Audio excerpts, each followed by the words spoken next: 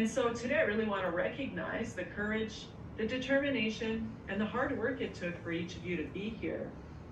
And I know there were difficult times along the way, but you've persevered, you've embraced this new country, and now here you are about to become Canadian citizens.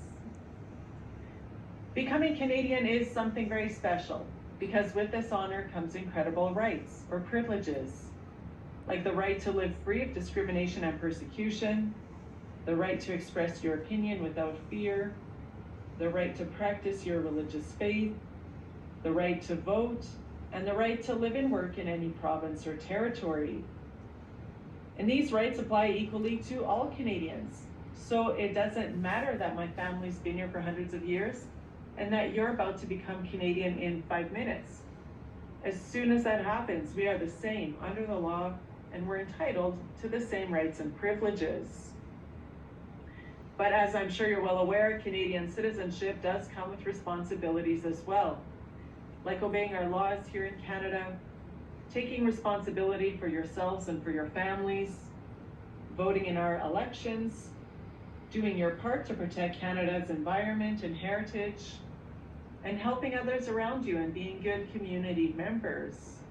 Guys, it's another beautiful day. My name is Ike. If you're new, welcome to the channel. Indeed, it's really a beautiful day because I am celebrating becoming a Canadian citizen. And yeah, you can give us a time if you want to match it. But I'm really overwhelmed by the emotions of actually becoming a citizen. But that's not the point of this video. It's just to also discuss the differences between becoming a citizen and being on permanent residency. In Canada, there's a path to immigration, which means if you come as a student, you're gonna start from there and then get your work permit. And then you could proceed to, for some people who may need a bridge work permit, you could get that as well. A bridge work permit is in between when you are applying for any sort of extensions for your student visa or for your work permit. You can apply for a bridge work permit in between that or in between permanent residency as well. But typically, a lot of people do not go on that. So you go from that to your permanent residency as well, which is like the goal for a lot of people once they become a permanent resident. That means you're already on the path to your citizenship. But there is a huge difference between being a permanent resident and being a citizen. I'm excited because I've entered that phase of being a citizen in Canada. It's been a long time coming and it's not been easy as well navigating in this country and always having interaction with immigration. Now I can say goodbye to all of that. I'm pretty excited about that. So what will be the reasons, the differences actually between being a permanent resident and being a citizen? Well, a permanent resident can actually go to a lot of countries, even I believe maybe like 20-something countries without visa. But a citizen can go to about 185 countries without visa. That's a lot of countries, almost as high, if not more, than the American passport, which is worshipped all over the world. So being on Canadian passport means that you could go free entry actually to 185 countries, which is a lot of countries. You have the same rights and privileges as any other citizen that was born here, except I believe those who were born here can actually contest for prime minister, but you may not be able to. You can now cast your vote for election time. You can be registered and you can vote as well in your community, in your municipality, wherever you find yourself, you can now vote. You can also contest for elections. If you are politically minded, you're good at all those stuff in politics, you're good at a lot of things that's related to politics, you can now contest for political positions, which is really good. And also, like I said, you can travel to 185 countries without visa. You can live anywhere in the world without worrying about losing your residency. You can live anywhere for years. I could literally move back to Nigeria and still be a Canadian citizen. Come here whenever I want. Stay in Nigeria 10 years. Come here whenever I want.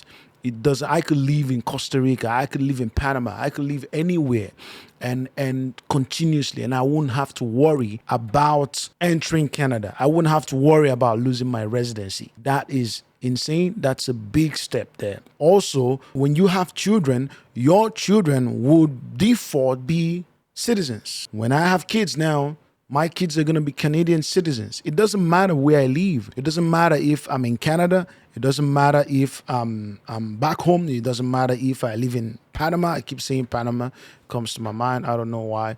It doesn't matter if I live there as well. Wherever they are born, they are automatically Canadian citizens. They are also automatically Nigerians, and they could also automatically be citizens of that other country that they were born in. But guess what? I don't think you can have three citizenship with the Nigerian passport or even Canadian. You can only have dual citizenship. So a lot of people are in that position where they have like 5 different countries they're affiliated with, and they don't know which one to, yeah.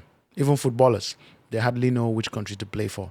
So that's another huge benefit there. If you're already in Canada and you're looking to have your residency, whether it's your permanent residency, whether it's your citizenship, whatever challenge you are facing with your papers, I'm praying for you, I'm rooting for you. The same God that did it for me and that also helped me throughout this time, I'm praying that the same God would help you, would come to your aid.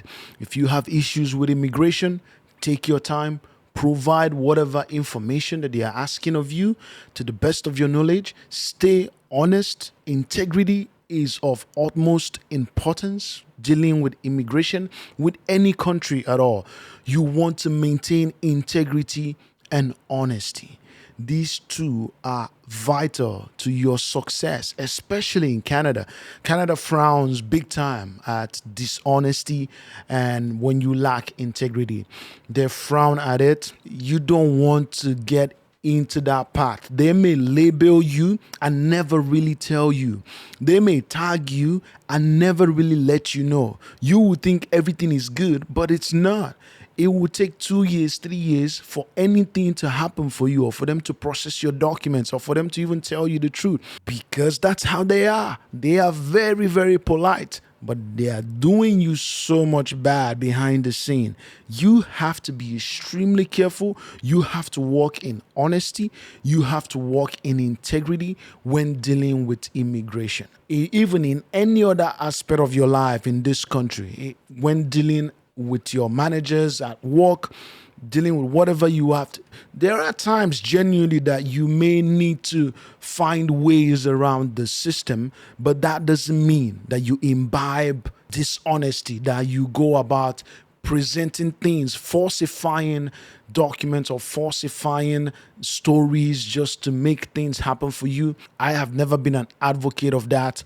When I was leaving Nigeria, I told myself I would never ever be one of those who takes on a false claim just to be settled in any other country. Many of you do not know this, but after I finished school, I actually moved to United States. I moved to California, Fontana, and I lived there for over 6 months.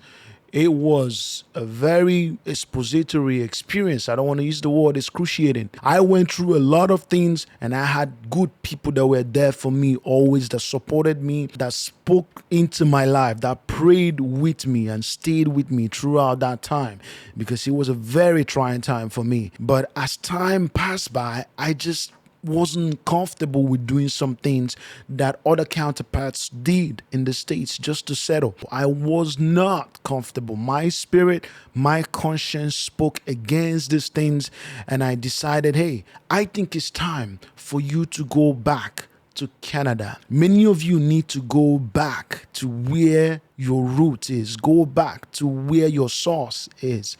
I needed desperately to get back to Canada, and immediately I landed in this country, I felt at peace. I felt at home.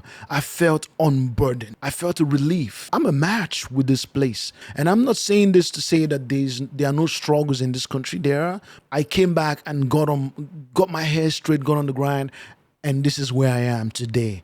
It's been 2017 since I came back to start all over. 6 years after I came back from the States, I am a citizen. Guys, maintain integrity, maintain honesty, commit to whatever it is that your conscience tells you, and do right. Do the right thing, and God will reward you, and the universe will reward you. Do the right thing, and Canadian immigration would reward you. This is not to say that I do not acknowledge where I come from, but I also respect and appreciate Canada for the opportunity it's granted me to be the individual that I am today. This is all I have for you. My name is Ike. If you're new to the channel, welcome.